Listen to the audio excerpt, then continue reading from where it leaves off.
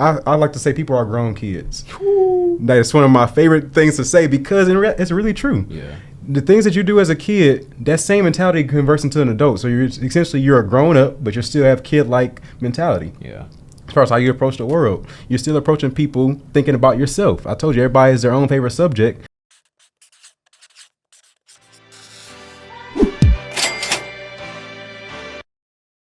You're listening to the Money Monopolizers podcast, helping you take control of your financial destiny. It's about time that we invest more in our financial literacy and work towards building generational wealth. If you think you're ready to do the same, then you've come to the right place. Alex, Marlon, y'all ready? Let's get this bread. What's good, everybody? It's Alex Kamunyu here. We are back with episode 114 of the Money Monopolizers podcast, and I'm here with my co-host, Marlon Walls. Marlon, how you doing today, bro? I mean, everything's really going good. I know when people are listening to it, it's going to be, this will be first month of December. Matter of fact, no, last episode, what that was December. Okay, so this is second week of December, so we're actually pushing toward like Christmas time now. Yeah. And it's I would say one thing with business is like, as far as like that, it's like trying to strike a balance between focusing on the business and then making sure you spend time with family. So that's something that I'm trying to make sure I do a lot more of, is like make sure I find that balance between both. All right. It's like making time for family, meaning your girl, or family meaning your both, actually. Your family. So me being like living close by them, like I want to make sure I be very conscious of the time that I spend with family, girl, and like as far as like calling my grandmother, for instance. Right. Okay. All of those things. Like I gotta play devil's advocate.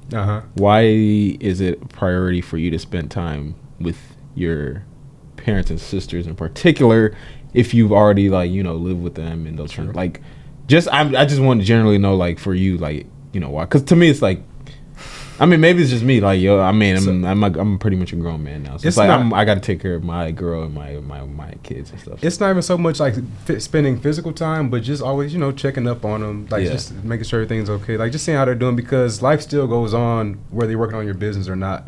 And one thing I'm very conscious.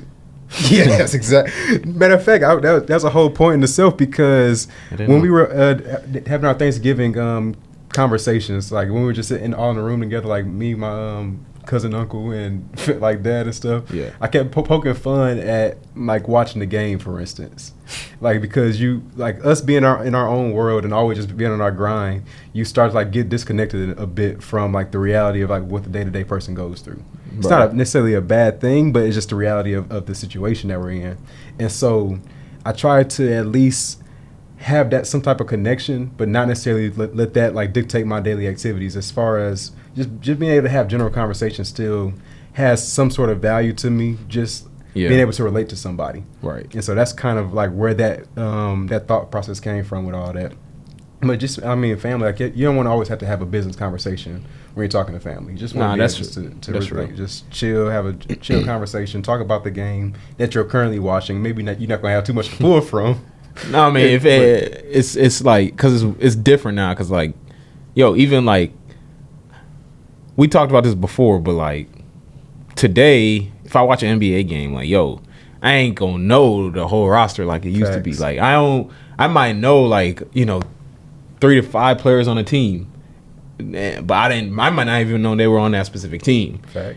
It's just like I just knew you from back in the day, or all the new people coming in. Like if you're not like a number 1 or 2 pick, I definitely don't know who you are, and that's just kind of like the whole thing. That's how like the whole thing has changed over the years. So I say that to say it's like, the conversations that you have now are kind of like, don't really care to have this conversation with certain people that you may have had conversations with in the past, and it might happen to be family for some people.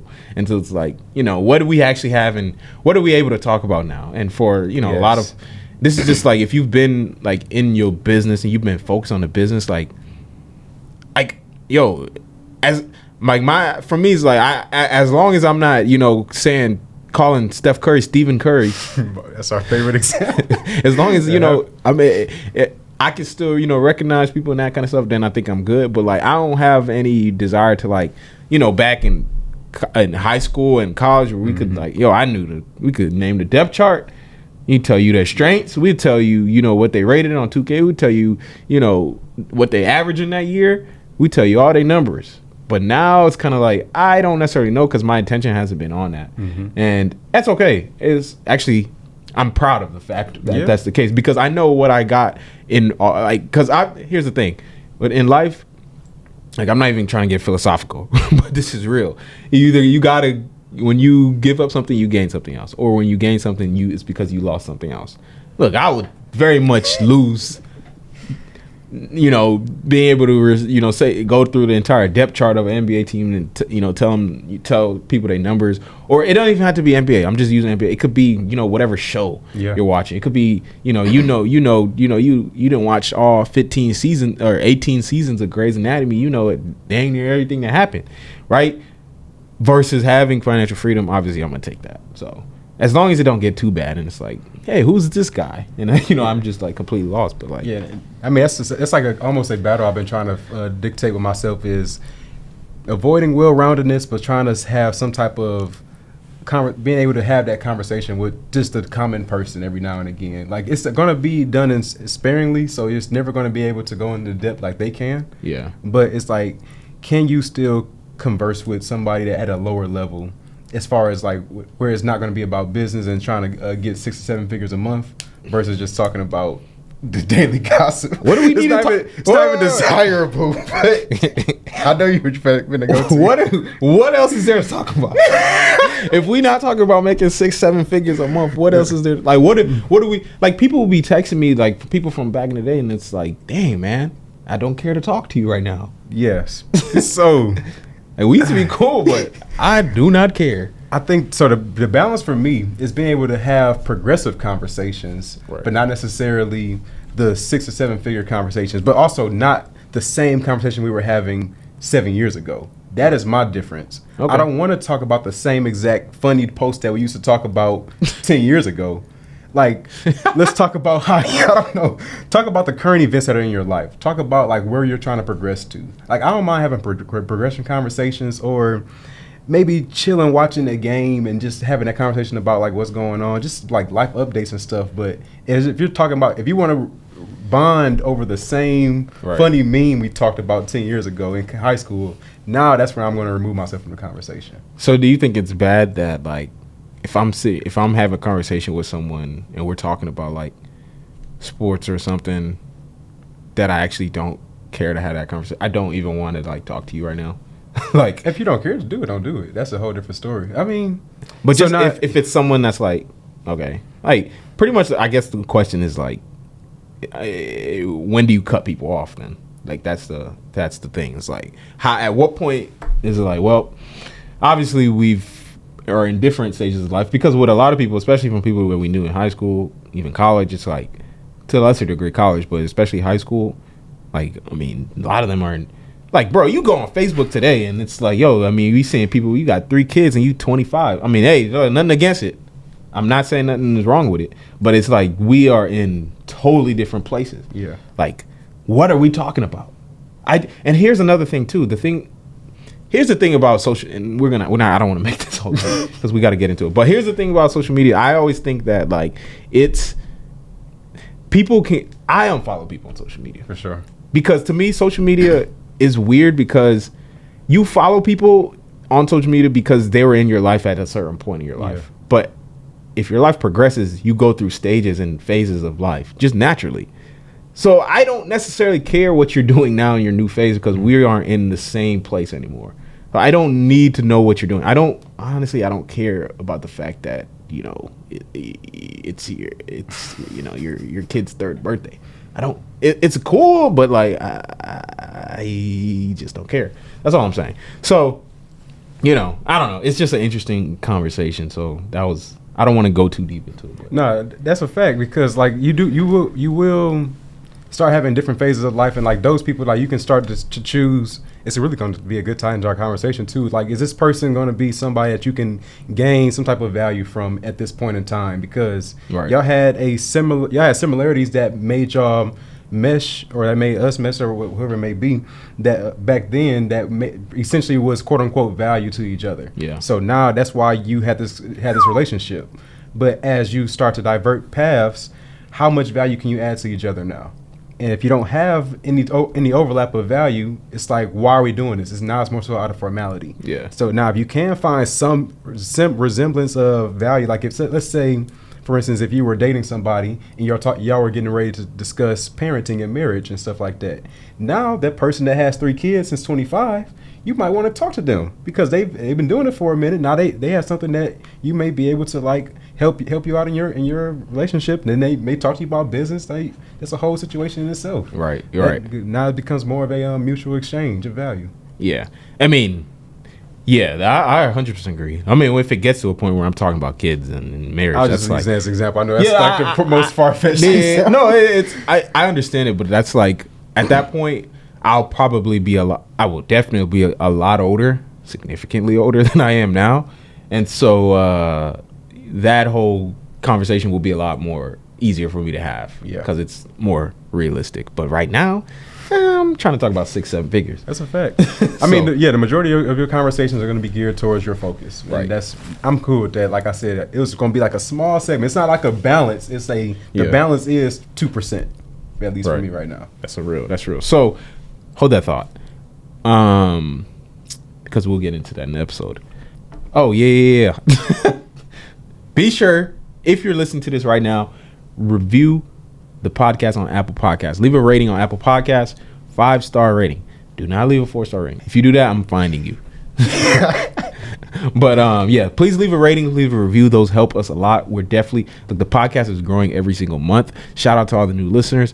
We appreciate y'all. We giving y'all so much value. We've been getting a ton of new feedback. Shout out to y'all that left all the reviews in November. It was super dope, super clutch, helping us continue to rank up and level up this podcast. We will be the #1 business podcast in the world at some point. We're getting there. We don't know when, but it's going to come. It's just continue to stay consistent and it will happen. So if you're watching on YouTube, subscribe and like the video. Somebody said, I got to say this briefly. Someone had said, they commented, they said, hey, by the way, you don't have to tell us to leave a review or rating every episode. If we enjoy it, we will. I'm like, no, you won't. They won't. Because a lot of people enjoy it, but you can't tell me that only 235 people enjoy the podcast. Oh, that's a fact. Out of the 10,000. We getting tens of thousands of listeners per month. Yeah. And you telling me 235 people enjoyed it? Come on, man. Get out of here with that. I don't want to ever hear that again. So leave a rating or review. Rant over. Right. So now, let's get into it. It's time. Keep them posted. Yes, I want to actually start this one off for you because. Oh yeah, I thought we had business updates. Yeah, business. What do what? Oh, I thought you were about to get into the episode. Oh no. Okay. I was about to say I wanted to start this. Go ahead. Yeah. I want to start the business updates off myself because we didn't talk about how you were in your day. So I need to. What do you mean? 2 things. Like how are you doing? Shoot. Because we talked about me and we start going into questions and stuff. So yeah, how are you doing? And give me your business update. Just give it all in one. I really tried not to get away from it. Oh, you just wanted to avoid it. Yeah, because we did pretty much. Okay, well just that's cool. I'll get into it. So. I've been doing good. I'm just excited for the end of the year, and really just in getting into all the things I have.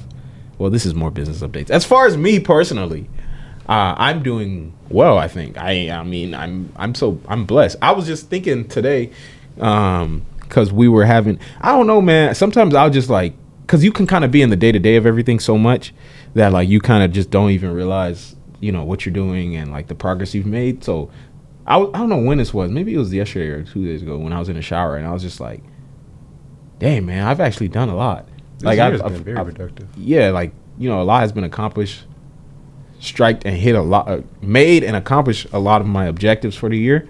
And it's kind of like, man, you're in a very great situation. Because I was just looking around and I was seeing like, especially over the holidays, it's like, all the people that were my age and it's like having kids and stuff, which again, nothing wrong with that if that's the situation you happen to be in. But for me, not the situation I want to be in. So I kind of looked at that and I was like, man, I'm in a really great situation because someone else was talking about how they wanted to, you know, they're trying to buy a house and like all these things. And I was like, dang, bro, I was already able to do that. And now I'm able to live for free. And it's kind of like, I'm just like my life, honestly, it feels just like I'm just so blessed and I love it. I absolutely love my life, everything in it right now. Like the business is going well, financial freedom, being able to house hack, live for free, being able to podcast, being able to, I mean, it's Monday, bro. It's Monday at 2:58. That's a fact. That's, bro, don't take that for granted. It's Monday at 2:58, bro. Yeah. Like I've been like in this whole out of the 9 to 5 for so long that it's like, you just forget that, bro. It's Monday at 2:58. What are people doing right now? And it's always crazy because I always go back and think about what would I be doing right now if I was still at my 9 to 5. Most of the time, I'm in the office. Like that's always what it is. And it's like, bro, I wake up, I go to the gym. I wake up at 5:30 because I want to. I go to the gym at 6 o'clock because I want to, not because this is the time I'm only able to go. I can go at whatever time. I go at 6 o'clock. I get to the gym. I stay for 2 hours because I want to, because I'm not constricted with any time restraints. I leave at 8:30. I come home, take a shower at 9 o'clock because I want to. I get to make my fruit smoothie every morning at 9:30 because I want to. I don't have to rush and make a breakfast so I can get to work. So I do that. I get to work from like 10 up until, whenever my work is done because I want to. I'm not constricted by any schedule. I'm not constricted by anyone telling me that, hey, you have to work 8 hours even though I finished my work for the day. Like, doesn't even make sense. That's ridiculous to me. So I do that because I want to. I have freedom to do what I want. And then on top of that, it's like, bro, you don't have to pay any rent. You don't have to pay for a car. Like, I'm going to Dallas this weekend just for like a podcast, a show. The freedom is like, I don't even want to say taken for granted because it's something that is a right to have. It's like, it's not even something you should think of like, oh, don't take that for granted. Like, it's like, I earned this. I deserve this. Like, this is a right. This is the normal way it should be. Yeah. This is how you should be operating. It is not something where it's like, that's the luxury. Freedom is the norm. That should be your norm. So that's just kind of, I was thinking about that when I was in the shower thoughts. I was love just showers, bro. Best time to think. You had the best thoughts in there. And I was just thinking about, I was like, man, bro, life, it's just a blessing, man. I credit it all to God, man. I'm just so grateful to God for everything that he's blessed us with and given us. So I'm just, that's really how I've been doing, genuinely. That's a beautiful thing, man. I ain't gonna lie to you. Like, I know you would definitely get caught up in the day-to-day of everything, but just take a step back and look at your life. You're like, man, it's a great life compared to a lot of other people in our circle, for instance, or that grew up with us, or even if you want to go really far in other countries. Yeah, like just don't take it for granted. That is something that we should not take. Actually, I rescind my statement.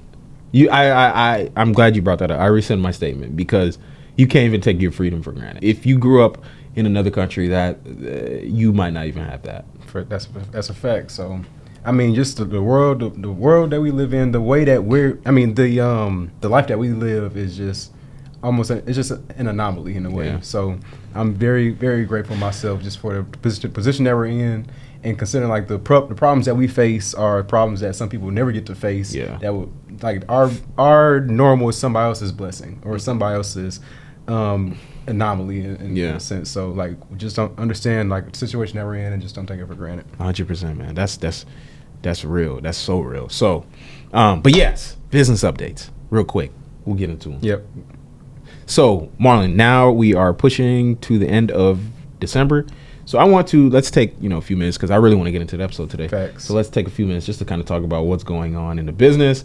And then also what is kind of planned for the rest of the year. I mean, we have 3 weeks left in the year now, so it's going to be like it's flown by. 2021 has flown by. So actually, the next time we record, it'll still be 2020. Yeah. Yeah, so. Only got one more left, though. More than likely. Right, only one more time to record. So, But anyways, so get into that and then kind of talk about that. So one of the best things happened over the past couple of weeks. So I was told you last time I'm about to focus more so in the rental car space of it all, like focus more on actually building a business. And it's crazy what happens when you shift your focus. Right. So I think a couple episodes ago, we talked about how I met this guy that wanted to invest like 4 or 5 cars with us to do joint venture partnerships.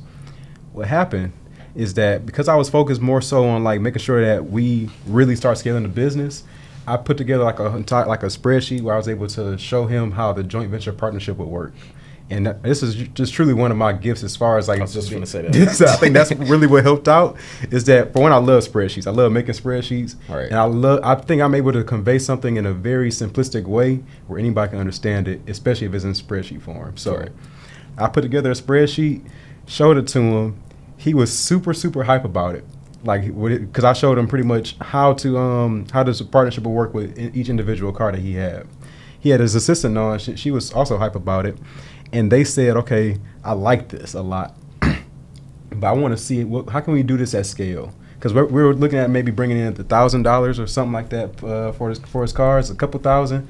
But he said, I want to see this at $50,000 a month, at $75,000 a month, at $100,000 a month. How can we get to that level? Yeah. And I was like, oh man, that's what I mean by exponential growth. Because you start taking action in the right areas. And focus on what's been working and just focus in on that. Now you start getting opportunities like that to pop up. So what I did, and after that, I did another spreadsheet.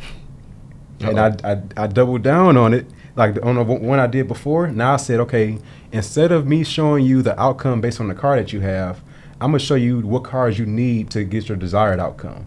I'm going to break that down again. Typically on a spreadsheet, you would input your car and your financials in it, and it will output a result. So it's kind of like the activity goal giving you the revenue amount. Right. Now I gave him a spreadsheet where I have your revenue that you want, and this is what's going to be required to get there. They fell out from that. They was like, yo, this gave us the whole formula right here. Right. This right here is literally like this is gonna change the game. So they already they're working up, like him and his team are like working up the strategy that they're gonna have in 2022. I'm about to take off. Right. And I just envision that. And I'm going to use that same concept moving forward to other joint venture partnerships, because that's a beautiful thing about doing something in business. Once you do it once, like that is the formula for it. Yeah. And you can just tweak it from there. But that's how I'm going to start presenting our business to other people moving forward. Right. Hey, man, that's real. And I think because a lot of people will hear that and they might come out with the wrong takeaway from that. And I think a lot of people will hear that and be like, dang, I mean, yeah, you found some. Because I already know how people, like, I hate to say consumer, but I know how people think. And so a lot of people are thinking always from the perspective of like, well, yeah, especially when they look at like us in our situation, they're like, well, yeah, of course you can do that. Or like, of course you can get that.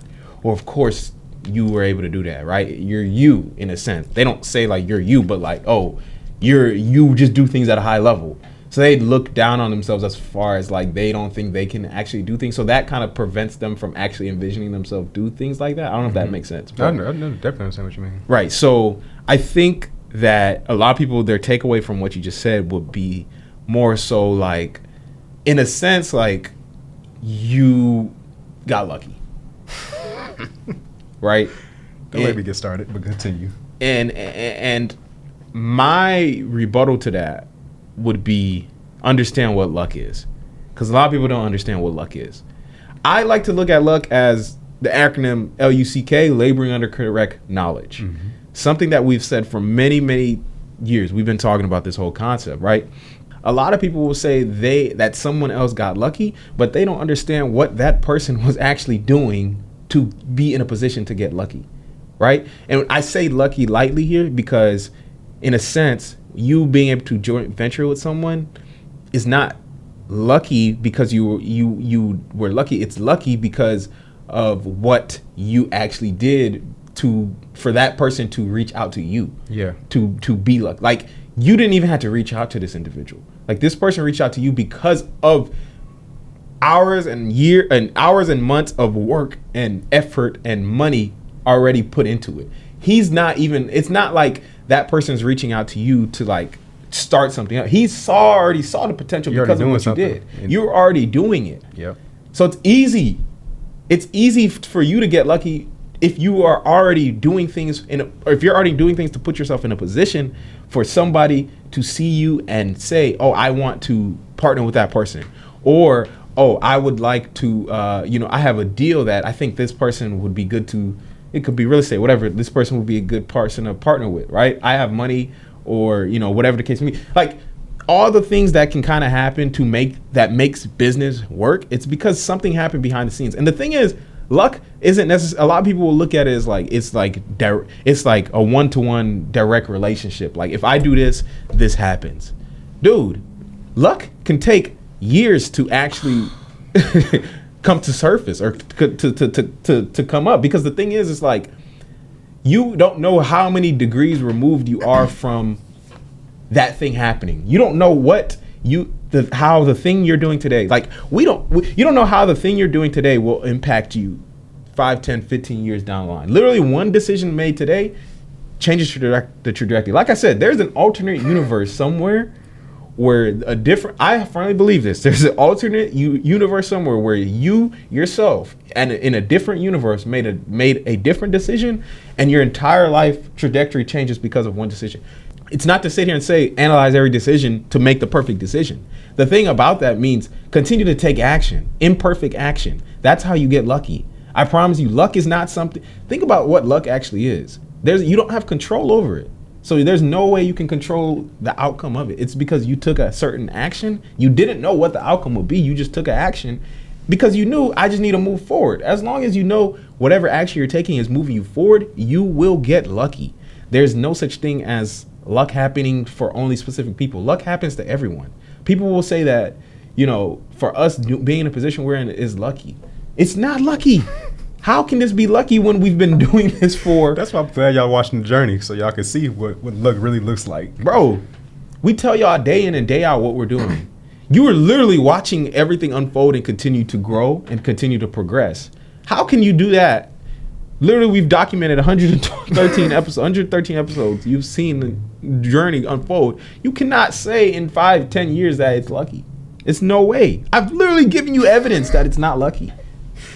So, yeah, man, that's people. I hope people really listen to what you said about that and understand that those kind of things can happen to them too if they continue to take action. Drop a bomb right there. Like, I can't say any of that better myself. That was everything in a nutshell.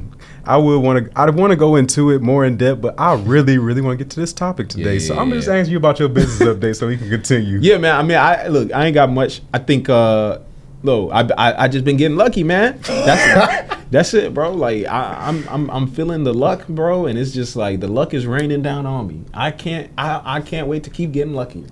And I'm doing everything every day to continue to put myself in a position to get luckier. Business has been booming hot in November, even with the things that have happened. Had a couple negative situations happen at the end of the month, but having systems in place, figuring out how to resolve them. Look, again, one thing I told my team last week too was like, we had an issue with a cleaner where she was like there was a house that was infested with roaches. She wasn't wanting to. I don't know if we talked about this. Oh, yeah, we did. Yeah, over Thanksgiving. There was a house infested with roaches. She didn't necessarily want to clean it. I told my team, I said, look, by my team, I mean like my service reps, ops managers. Said, look, this situation is good because it's going to happen a lot more frequently. And so this is the first time something like this happened. This is good to get practice on how to solve these situations, because when they happen at scale, boom, it's nothing that we got to figure out. We already have experienced it. I'm telling you, you want to have new problems. And I say this, I mean, I hate having problems. Like, you want to have new problems. I unfortunately, like, sometimes I dwell on things longer than I should, but like, these are the things that should be happening. Because at the end of the day, if they're not happening, you're not growing. If I'm not getting more, because I know for me, the more problems I have, that means the more business we're doing. So I'm excited about that, man. I don't really have much to add to it beyond that. So. You know, that just reminded me, like the last little segment you talked about how you invite problems because that's a new opportunity for growth. Right. It reminded me of the book that the guy that we met while we were here in San Antonio, like he gave us a book called Obstacle is the Way. Good book. I was reading that over the past couple of days, and it was talked about that exact thing, like the people who are like the anomalies in life, like the J.D. Rockefellers and stuff like that. Those people invite opportunities. They actually search they invite obstacles and adversity in their life and situation because those are the opportunities for growth and development and able to solve a new problem that you haven't seen before. And if it's in your business, that makes your business more valuable because you can overcome those obstacles when you sell it off. You sell your business to somebody else, you can say, we solved 1,000 problems. This is how you solve each and every one of those. Yeah. They gonna be foaming at the mouth to get your business because they don't have, when that problem comes up, there's a SOP for that. Right. And it's simple as that. So that's why you invite new problems in. 100%. And I'm glad one thing I love about that book too is kind of how they made you look at problems very objectively and look at them. I'm not sure how deep you got into it, but like like one thing they try to emphasize is like problems are just, they are things that are just objective. Problems just exist. Problems. I had a perfect quote for that. I remember. Yeah, like problems don't care about your situation. Problems are just there. Like problems just exist, and it's problems are only problems because of your perception of it, right? Yes. Like if something happens, if you lose money, if something happens in your life, or something negative, catastrophic, whatever happens, it can only be an issue for you based on your perception, because the problem itself is just like something that exists. Same thing for good things that happen. Mm-hmm. It's only good because of your perception based off of your reality.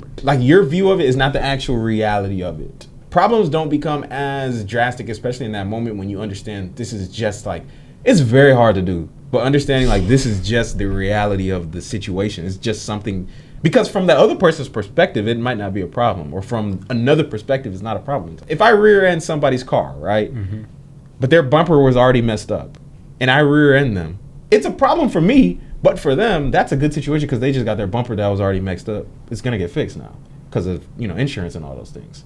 So from their perspective, the reality was they got hit, which is a good thing. From my perspective, the reality is they got hit, which is a bad thing. The same reality, but it's a different perspective. So, anyways, I don't want to get too deep into that. I know. I mean, I get it 100%. Yeah. The quote I was just thinking of with it all is, it's like, just as simplistic as possible, a thing happened. That's the objective part of it. Yeah. Your perception is like, I feel bad about it. That is the subjective part of it. That's how you feel about it. That's your response to it. Right. And that is what you need to learn how to control. It's like, as far as learn how to look at something objectively rather than subjectively, pretty much removing disregarding emotion so you can make a logical decision on what to do moving forward. Right. Exactly. That's all it is at the end of the day. So that is it for our business update. So we do have a pretty good episode for y'all today. I think we're pretty excited about it. So we want to get into that now. Marlon, I will let you introduce the topic and kind of talk about it, and we'll kind of get into it. Yep. So this topic of conversation came because I did a live event with, I guess not live, virtual live event with my mom and her paparazzi crew. That's her business, and I had a conversation about. Wait, some people would think your mom got a paparazzi, like paparazzi. Paparazzi is like a jewelry multi-level marketing business. Yeah. So that's what paparazzi is. That's what she works in that. It's not like cameras and stuff. Right. Exactly. So. I had a conversation. I was supposed to talk about value exchanges because she had some people that didn't understand how to exchange value with somebody that they want to work with them. Or somebody they want to work with, they didn't know how to approach them the correct way. And I said that's something that me and Alex have experienced a lot on the podcast, like with people reaching out. And I think this would be a good opportunity to teach people how to approach somebody else when it comes to if you want something from somebody, how do you approach them to make them want to work with you? And so I broke it down into two different segments. One was called MVE, so that's MVE, and then there's PVE. MVE stands for Mutual Value Exchange. And what Mutual Value Exchange is essentially both parties both people in the situation are getting value from the relationship. Kind of talked about that earlier, just with your personal relationships. It can be business relationships, but both people are getting value. Then the PVE stands for parasitic value exchanges, where what did I say? Did I say MVE right? Mutualistic value exchange. You said mutual, but yeah, mutualistic. I'll make sure I said it right. Okay. Right. But yeah, PVE stands for parasitic value exchange, meaning that one person is benefiting a lot, and the other person may not be benefiting at all, or one person not benefiting at all, or they may benefit very little in comparison to somebody else. And so, I forgot you had an example that I wanted to use from earlier, just when you were just talking. But it doesn't even matter. But so what we're essentially going to do then is, if you remember 5th grade science, there was mutualistic, parasitic relationships. So, remember there's a parasite, remember there's a host. Or there can be 2 organisms benefiting from the, relationship that they have going on. So that's essentially what he's saying. So we're going to give y'all a master class today based off of 5th grade science. Yeah, so essentially what we want to do is actually put on a game in a way, because we came up with a few scenarios where we can talk about, is this a parasitic value exchange or is this a mutualistic value exchange? Because some people may not even realize the difference between the two, and I think this will help out a lot of people who may want to reach out to influencers or reach out to somebody that they want to solicit help from, to help them learn how to approach people the right way. So I think we should just start going back and forth and just giving each other examples and stuff like that. Yeah, so this is also applicable. Everything we're going to say, there's going to be examples, but this is applicable to multiple things. Yeah. Like, if you want, this is essentially a masterclass for how to get anything from anyone. Facts. Like the framework for getting anything from anyone you want. Now, it's not the complete thing. You need to go read, a book about negotiation for that. Check out Never Split the Difference or something like that. But we're going to give y'all, based off of our experiences, how people should, how people do things and how we think they should do things, and how to actually do them effectively. So so we can, but yeah, we'll use a game. So we can pretty much we'll go back and forth. So you'll go through a couple of yours, and then I'll go through some of mine, and then we'll kind of break them down in regards to like if they were actually parasitic or mutualistic. Yep. So I'm gonna ask mine. I'm not gonna say if it's a PVE or an MVE, but I want you to answer like what do you think it is based on what I say. I'm gonna try to give some context too, just so that way you it's not so straightforward. You have to think about it a little bit. So the first one, let's say you have a product like a shirt that you sell, and you want to sell more of those. So you go to an influencer and you ask them to wear it in exchange for exchange for you giving it to them for free. Is that a parasitic value exchange or a mutualistic? Say it again. And so you have a product that you're trying to sell, like a shirt, for instance. Yeah. And you go and you want to sell more, so you go to an influencer and ask them to wear your shirt and publicize it on their social media in exchange for you giving them that shirt for free. Is that a parasitic or a mutualistic value exchange? Look, generally in most cases, that's parasitic, 100%. Why is that? Because at the end of the day, people need to understand that if you want something from somebody that's in a better position than you, you have to offer them something they actually want. So for that person reaching out, for that person to wear their clothing in exchange for them to promote it on their page, that's like for free. Why would they want to do that? What makes your brand or your shirt so great that they want to do this? Like, is your shirt, a designer shirt? Probably not. Is your brand some sort of luxury brand? Does your brand represent something that this is meaningful to this person? Probably not. So you're going to not even offer them any monetary value either. Completely parasitic. But see, that's a lot of people are going to reach out that way because they think they deem the shirt of value to them as the person that's giving away the shirt. Right. Like, okay, so if I deem it of value, you must deem it of value. But stop thinking that way, because everybody is their own favorite subject. Meaning that because you made the shirt, you see it in the best light possible. You think this is the shirt and everybody's going to love it. That does not mean that anybody else likes it but you. Because you gave it to somebody else does not mean that they value it the same way as you do. You have to figure out what the other person values and then play on that rather than playing on what you value. Think from their perspective, not just your own. Right. So that was the key for that one. That's why it's parasitic. Yeah. Okay. So should I go now? Yeah. So you, if you have one, you can go with that one. Oh, I got a ton. So let's say, and I'm gonna just use a generic. I'm not even gonna use it like a specific example because this happens so often now. It's worthy of just it's like class action. Let me see if one of my extras. So let's say you are someone that is doing something at a high level. Mm-hmm. Doesn't have to be business, doesn't have to be anything at a high level. You're just really good at what you do. And you talk about it, you post it on social media, you tell people, hey, I do this, I enjoy doing this. You just like posting about it because it's what you do, whatever it is. Let's say that you like to, you're a travel agent and you're really good at it. You just really enjoy doing that. And someone sees that and they really look up to you and they like what you do. They look up to the fact that you are, doing something that they want to do and you do it at a high level. They respect that. Let's say now it's a friend.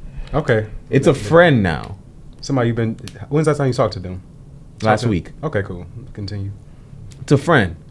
And maybe not like their best friend, but it's like a friend. Like you would, hang out with them, maybe every few months. And so they reach out and they say, hey man, love what you got going on. I really admire you. I think, we could do great things together. In fact, I think, I would love to take you out for a coffee or a beer or a lunch at some time. Let me know what you think. Or let me know when you're free. What do you, just strictly based off of that, what is your take on that? Is that mutualistic or parasitic? So based on objectivity alone, just being objective, that is still parasitic. Even if it's your friend? Even if it's your friend. Like I meant to say this earlier. All parasitic value exchanges are not guaranteed to not work. Like it's not like just because it's a PVE does not mean that it's not going to work. Like you still may get a conversion. Like conversion meaning like this, y'all still may be able to work together for that particular instance, but it still can be called parasitic. Yeah. So I think this is one of those examples where y'all have a friendship, which is going to make it more likely for it to work, like more likely for you to get what you want as somebody asking for like help on how to become that travel agent, but it's still parasitic because what are you offering of value to the other person? But they say, hey, I'm offering you a lunch, I'm offering you a coffee, I'm offering you a beer. In exchange for what? For you to allow me to pick your brain and allow me to get the information. I'm going to buy your lunch. I'm going to buy your coffee. You give me information, I buy you food. I like you said that. Okay, so if you learn what I'm about to teach you, what will that mean for you? That I will be able to now get to the position that you're in. And as far as that value for you, are you going to be able to live a different lifestyle? Are you going to be able to have a larger income? What is that like? How valuable is what I'm about to tell you? It's something I really want to do. I see how it's been able to impact your life, so I wanted to do that to mine. So too. I'm gonna give you life-changing information in exchange for a cup of coffee. That's what you're telling me. I'm gonna give you a life-changing scenario that you're about to. Yeah, but it doesn't hurt you though. It doesn't hurt you. In fact, it only benefits you. It benefits me. Yeah, it benefits you. Did you ask me if it benefited me? No, but I know, everyone likes coffee. Everyone likes food. Everyone likes food. Everyone likes a lunch. Yeah, we like that. And you don't have to pay for it. I'd rather spend the $5. But no, see, that's the whole thing about it is that it's valuable, but like I said, with parasitic value exchange, it could either be no value at all or very little in comparison to the other person. Like you're getting a life-changing value, and I'm getting $5 worth of value. That is a parasitic value exchange at the root. Yeah. Now, like I said, but it may work. You may be able to, like somebody may be willing to work with you because of your past history and friendship, but understand that's still parasitic. And if you go to anybody else with it, they're going to probably just not even respond to your DM. There it is. I mean, at the end of the day, by the way, I was not trying to justify. I was actually. Yeah, some people don't understand sarcasm, right. So especially if you're listening. So I was mocking that person.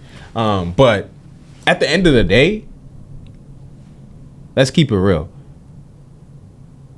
A lunch or a coffee is not worth $1 million worth of gain. A lunch or a coffee, in fact, like my time is not even worth a lunch or a coffee. An hour of my time is not worth this lunch. An hour of my time. By the way, I don't even drink. This is for me specifically. Please know this. I do not drink coffee. Please let everybody know. I do not drink beer. So to me, it is literally worth nothing. Because now I have to go and spend time that I could have used working on something that can add more value to my life or improve my life or something, maybe even add more value to multiple people's lives, right? In exchange for a one-on-one session with an individual where I can now only help one person instead of multiple people. So you have to always look at things from the other. And by the way, that's why you got to know the person you're reaching out to too. Like, I'm not saying you got to know, oh, what does this person like to eat and what color underwear do they wear on Tuesday? I'm not saying that you got to know. All I'm saying is understand and know the person you're reaching out to and know what is of value to them. Yep. What do they value? Like you said earlier, just because something is valuable to you, just because if someone offered you a free lunch or free coffee, you feel like, oh yeah, if someone asked me out, or told me they would love to take me out to lunch or coffee, then I would definitely do that and give them game because it's nothing out of my time and it's nothing for it. I get a free lunch out of it. Mm-hmm. Look, if you think your time is worth a $12 lunch, 2 hours of your life is worth $12 lunch, that's cool. But for me, it's not. And if I do, I'm not saying I've never done this. I've went out for lunch with people. I've went out for dinner with people. But the reason I probably did it was not necessarily because of I was even needing anything from them. It was for my own other personal reasons. Whether it's a different type of relationship I had with that person or some other reason in my life at that point in time. It's not because I needed like something from them. It's not because I needed the lunch. In fact, the lunch, I could care less. We could have went and sat in a park. Facts. Like, it didn't matter what we did. There was something else that I was looking to get from that situation. So, what is your next one? So my next one, I think you might like this one. Someone who's good at editing videos. Who's good at editing videos. He sees one of our she sees one of our podcasts and makes a clip out of it, and then sends it to us and says, you can use this one for free to promote on your page. And it's a pretty good video. He says, I'm looking to be your video editor.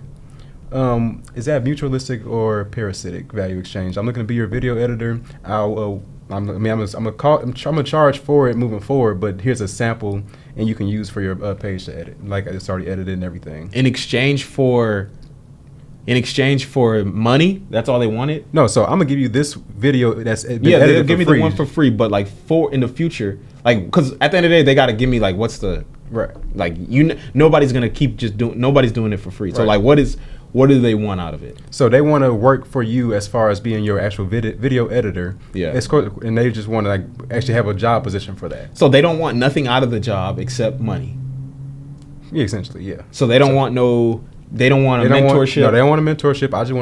I am a great video editor. Yeah. I'm just showing you how good I am at video editing. I'm sending you this video just so I can just showcase my talent. That one's free of charge. I just want to showcase how I am before I ask to be your video editor.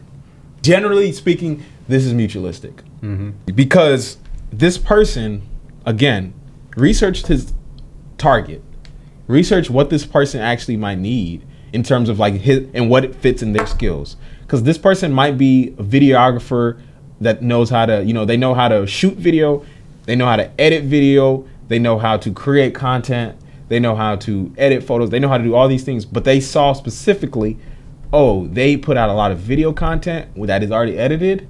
I wonder if they're doing that themselves. Let me at least try to see if this is a client I can get. And they take the initiative because they've done the research. They know that what I potentially need fits within their skill set. They take the initiative to now take one of the clips, edit it themselves, which that alone sets you apart from 99% of the competition because you did something without wanting anything in return. That is the key in that whole situation. That is what makes that mutualistic primarily because you went out of it. That's the thing.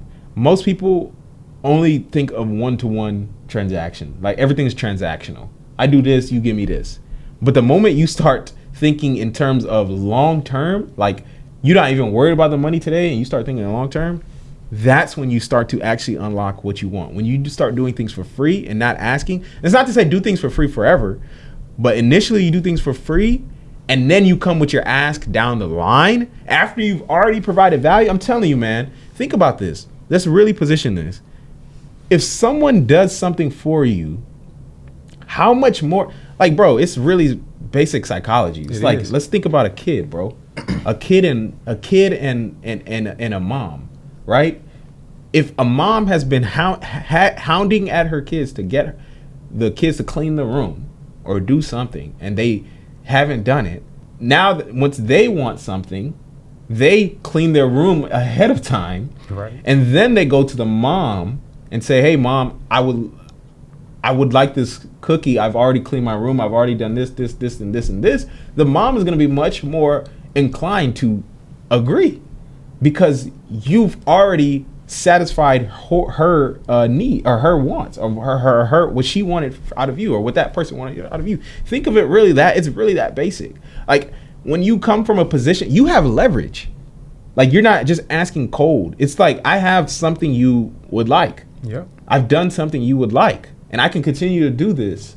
I just ask for this, right? And so that is the biggest paradigm shift. Is the best word for people because a paradigm is how you view the world. And once you start to view the world in a sense of like, instead of looking at it from your own lens, look at it from other people's perspective. Like what, if I was in their shoes, what would get me to say yes to this? It would be, if someone, cause I'm telling you, it hasn't happened to this day, but the moment somebody actually does edit one of, my clips or Money Monopolizers clips, and they edit it the way they've seen some of my clips already. Included that in the example.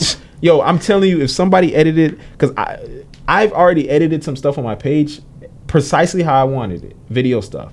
If someone came to me and edited it exactly that way and gave that to me up front, bro, how likely is it that I'm gonna hire this person? I'm gonna find let's say I don't even have the money. I'm still gonna try to find a way to hire this person because I know, like, yo, that just freed up so much of my time, and they're doing it exactly the way I want. They're not even they're doing a good job because again, they've researched me, they know what I need, and they've done it exactly the way I've already clearly stated I like it done. Man, that is a game changer. I'm telling you, bro. So like he was skeptical at first. He's like, nah, it's fully mutualistic. Where I do that? Man, come on. Is that a real example? I had to think about it. No, so I had that one listed as MVE for that exact reason. Because just like you said earlier, that hits the nail on the head. Taking the initiative to do something to add value to somebody else before you ask for anything in return sets you apart from 99.9% of people. Mm-hmm. Most people lead with the ask, and then they'll give you something after they have gotten something in return. That kid example you were talking about, I don't know what kid is doing that. Like most kids are gonna ask to go get that cookie, even though their room is still dirty. Yep. And that's because they lead with the ask, even though that they're not even thinking about how to make the other person happy. And that I like to say people are grown kids. That's one of my favorite things to say because it's really true. Yeah. The things that you do as a kid, that same mentality converts into an adult. So you're a grown up, but you still have kid-like mentality. Yeah. As far as how you approach the world, you're still approaching people thinking about yourself. I told you everybody is their own favorite subject. So I want a cookie because it's gonna make me feel good. Yep. Yeah, I don't care what I don't care what's gonna make you feel good. I know cleaning a room may make you feel good, but that doesn't do nothing for me.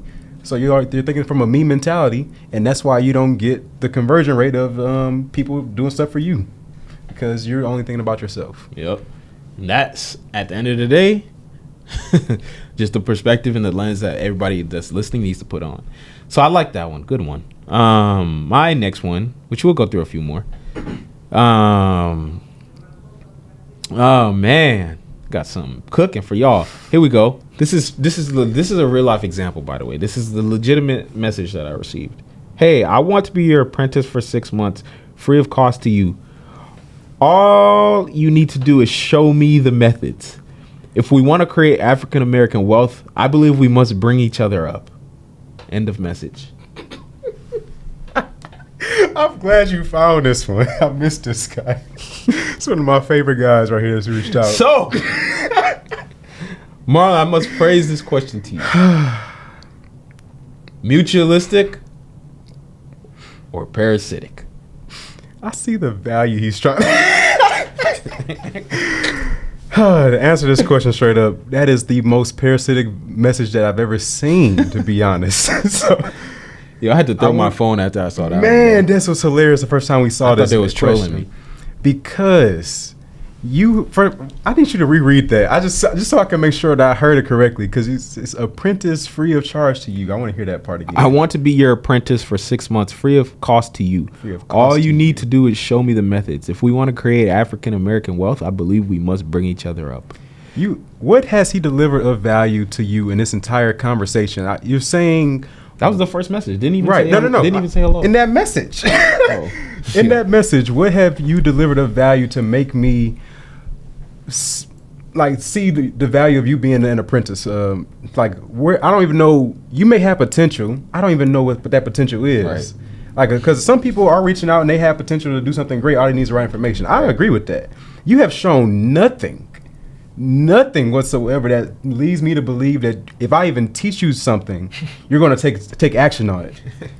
That is the biggest. So, like I said, people value time. Some people value money. We value time so much, and the fact that you're asking for somebody to give you 6 months, one person, 6 months of their time, for somebody who values time, you are going to have to pay a premium. But you said free of cost. You have offered. You tried to make sure you pointed out that you're offering nothing of value. Yeah. And your value proposition is that we are trying to change the African American culture. We sure are. And you know what we're doing to do that? We do a podcast every single week for free to make sure we give out free game to our audience. We are definitely doing that as best as we can. I'm glad you agree with that. We're trying to do that, and we should continue to do this. But as far as me allowing you to be my apprentice, that is not doing anything for the culture. That's doing everything for you. And that is the biggest difference. I am all for the culture. That's why we're doing the podcast episodes. That's why we're giving you our free game. I am not for you. Yeah. Because you, for one, what's the dude? Do you even know who that dude is? I have no idea.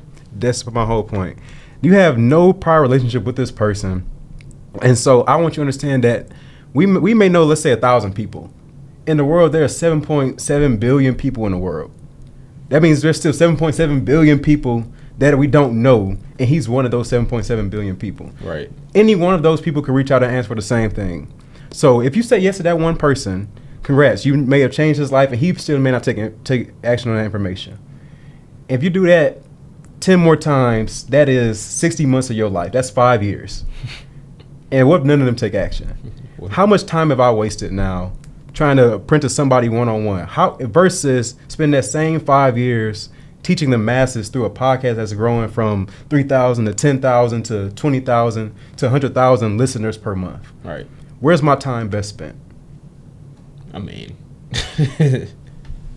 it's a rhetorical question, because at the end of the day, like, the biggest thing that I want people to take away from this, because it's like, yeah, we're joking and stuff, but let's keep it real.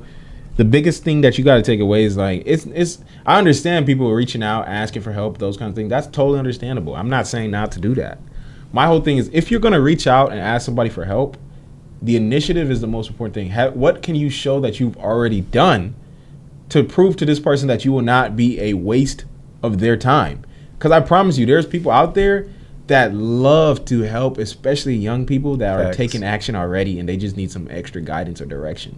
Like, if someone reaches out to me, let's say, they want to do real estate, whatever, they say, hey, I have taken this course by this person. I've read this book. I've listened to this many podcasts, and I've watched all your YouTube videos. I've listened to all your podcasts about real estate. I would love for you to mentor me or do something that can, let's say they're asking for some sort of one-on-one consult or something like that. I'm going to be a lot more inclined to help that person that already took the initiative to help themselves.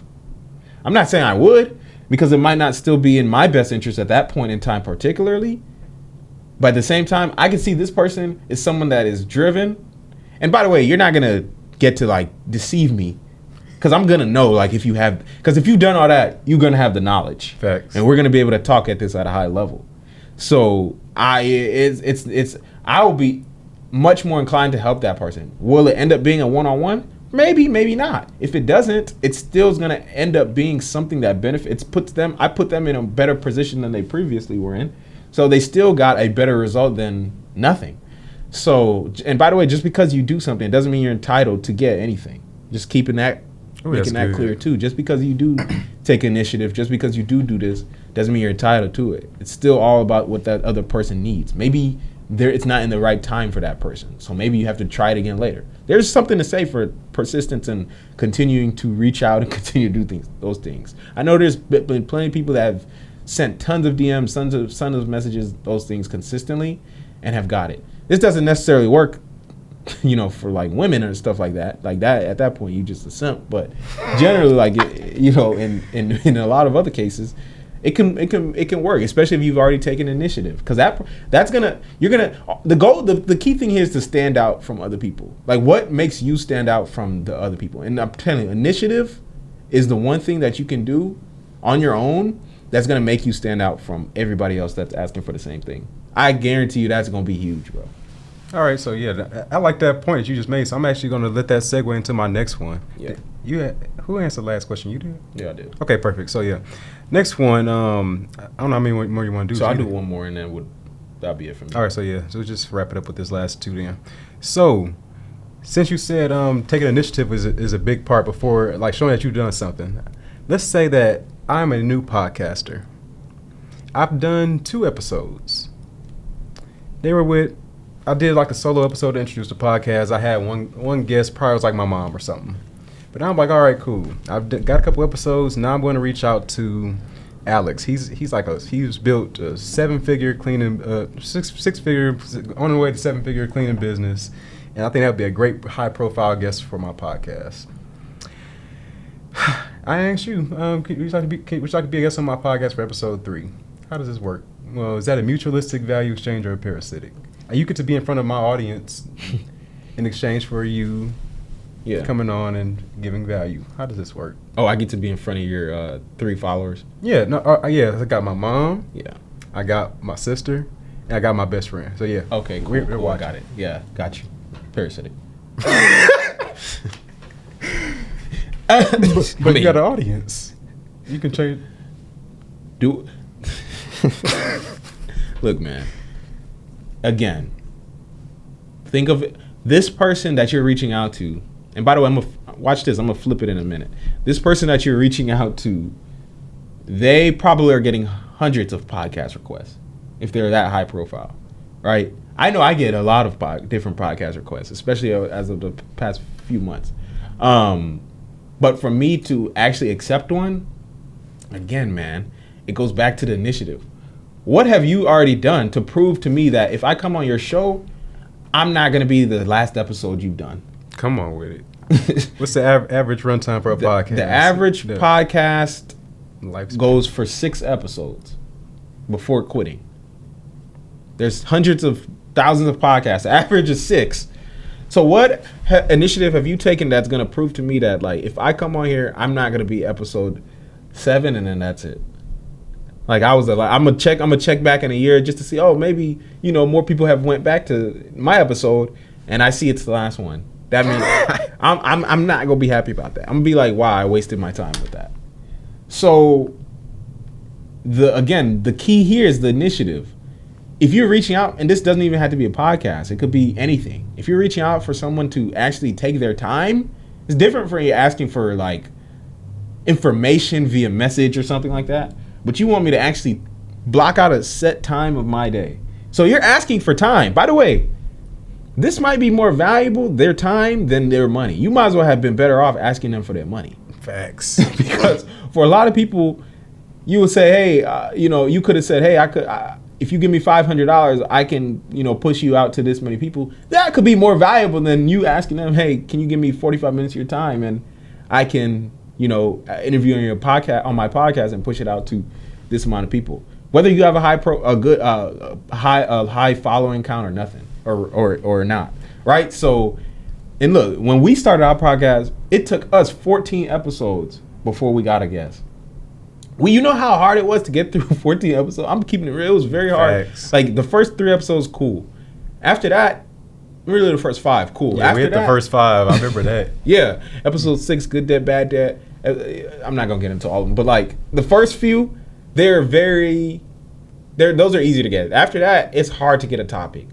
But you still know nobody wants to come on the pod. Like, intuitively, like, we asked people. In hindsight, it was wrong, which that's why we're telling you from our experience. Like, I remember we asked someone to be our first episode. I think what episode? I don't think it was first. It wasn't the first, probably the second, like, though. I wouldn't be surprised. I think it was like the 4th or something. Because I know we had those first few already, like, I remember I had them outlined pretty much as far as, like, what they would be. Mm-hmm. Anyways,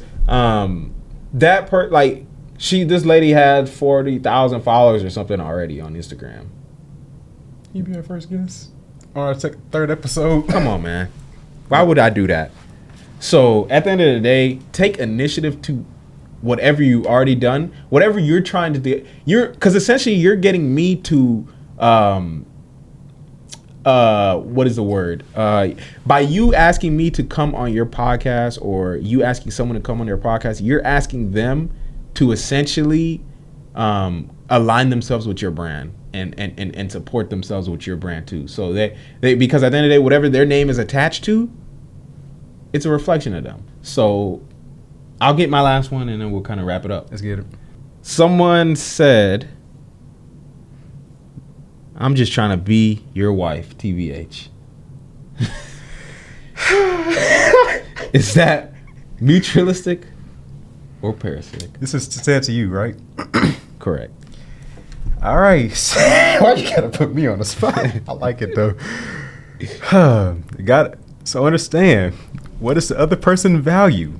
Wife, you might have figured out a little bit with that. Okay, so I value a wife, but what do I value in a wife?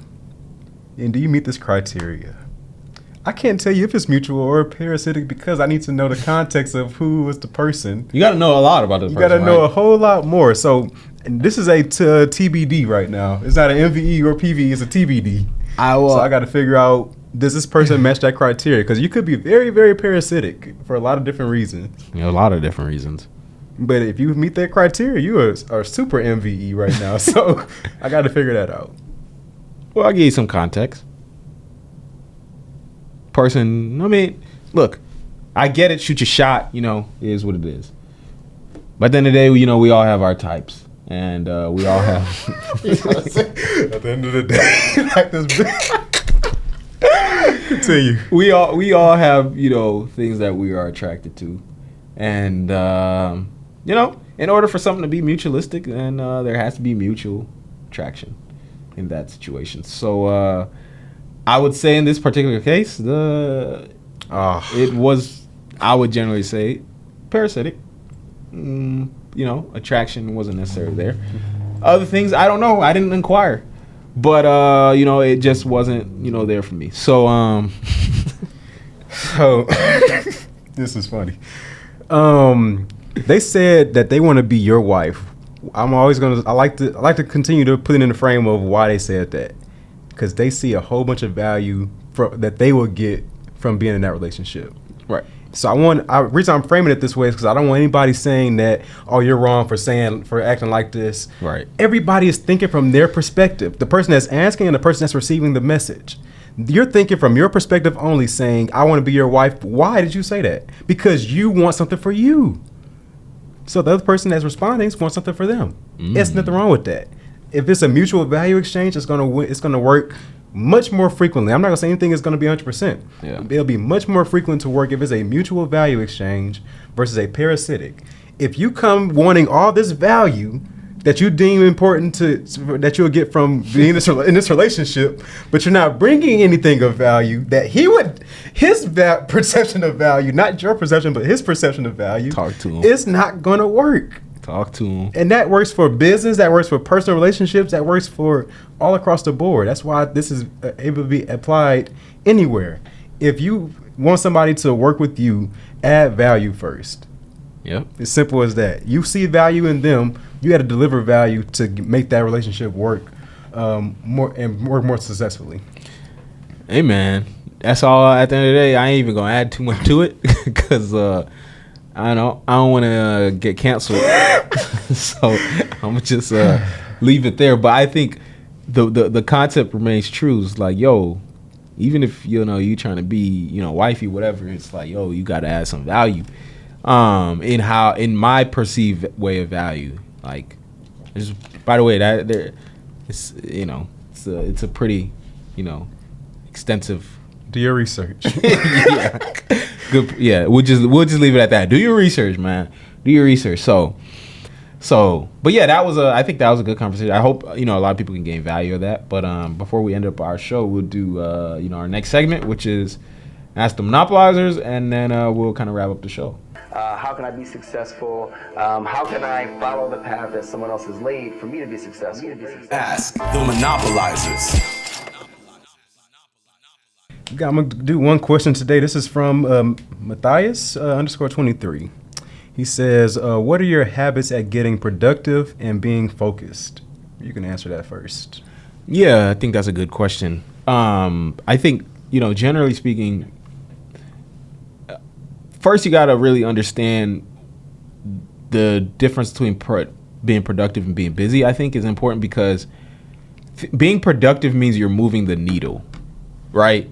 And so a lot of people think being busy is, which actually I think even a lot of people don't even get busy. Most people don't even do anything. So there's levels to it. So I think I'll start at the base level. The base level is actually